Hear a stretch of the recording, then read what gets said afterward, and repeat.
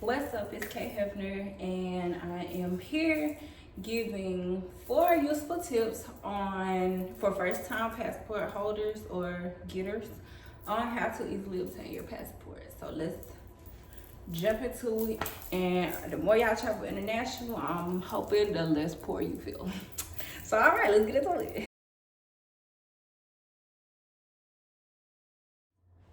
Step 1, to obtaining your passport, you have to gather all your documents. So the documents you're going to need, one of them is going to be this right here, this passport application. This is what it looks like.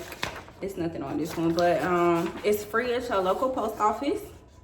And when you fill this out, you can also print it offline, but when you fill this out, you fill out everything. And if you do it at home, do not put your signature up there until you are in front of a postal service employee, because if you sign it beforehand, they can't do nothing with it in the trash. Then you better filling that whole form out, because it has to be signed in front of a postal service member. Also, you need your ID, and you're gonna need your birth certificate, and you also need a photocopy of the front and back of both. You're going to need money as well. I always tell people bring $200.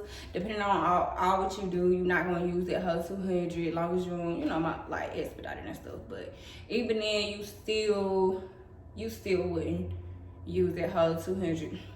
But yeah, you need money, because if you ain't got no money, you really ain't going nowhere. And my biggest tip to people is, if you do not have a passport, do not book an international trip until you have that book in your hand. Do not book that trip. That's the dumbest thing you could probably do. But hey, everybody live their own little lives. Don't book no trip if you ain't got no international trip, if you ain't got no passport. That's like traveling for dummies 101, but whatever. Step 2 is preparing your application package. So basically that's that form that I just told you to have that filled out. Again, do not sign it. Yep. Oh, you have to have your passport photos taken. The post office will do them, but you can also get them done at like Walgreens or wherever they take pictures at. But I will say, when I got my passport renewed, Walgreens messed my pictures up twice, so I ended up having to get them done at the post office anyway. So you might just save yourself some time or do it at Walgreens, because yeah, I don't know what they be doing. Let's see what else. Oh, the post office, they accept credit cards, checks, and money orders for acceptance fees. The post office do charge a processing and acceptance fee, but I'll get into the cost of that later. Also, you can do it all. Step 3, easy peasy, you just need to schedule you an appointment. So right now, with COVID and everything, they are doing it by appointment. I mean, they've always been doing it by appointments, but you have to schedule it online.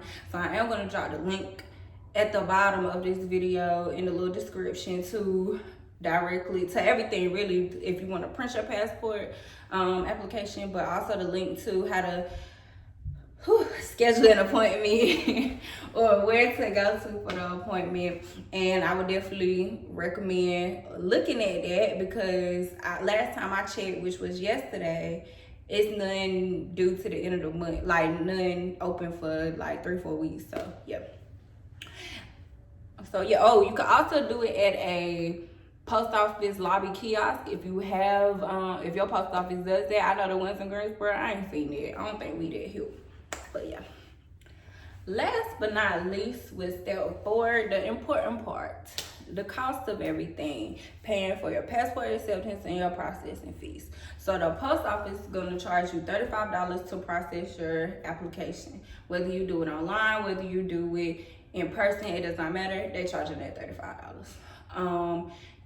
Like I said, you can also get your photos taken there. They are $15. You cannot have glasses on, and I don't think you can wear a white shirt.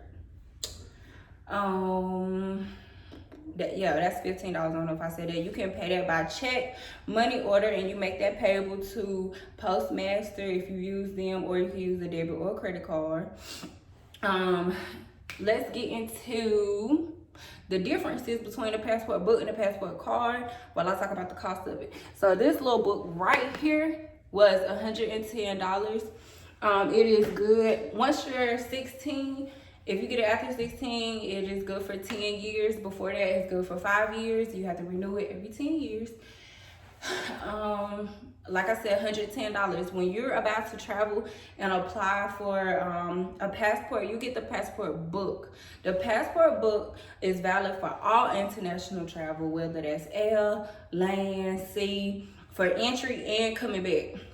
Some countries you need additional things like a visa, but that's pretty much your I can get in, I can get out ticket. So your other option is a passport card. A passport card is $30.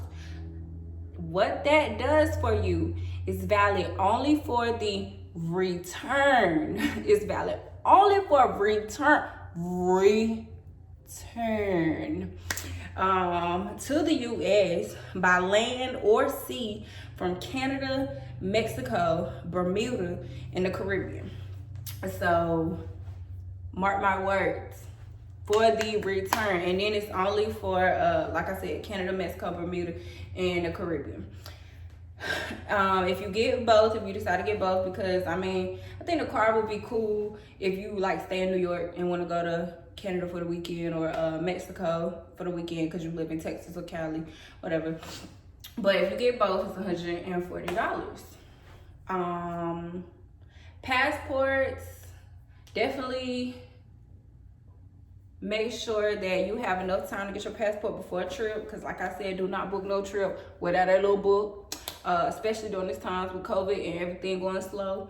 But typically your passport takes 10 to 12 weeks to get to you. You can have it expedited for $60, and it'll cut that time down to 4 to 6 weeks for you to get your passport in time. So those are my 4 tips that I actually got from the USPS website. But them my 4 tips for y'all to feel a little less poor, because you'll be able to go on international trips with this right here. Probably the best $200 investment you ever gonna make in your life, because it's life-changing. All right, it's K Hefner, and I'll see y'all on the flip side.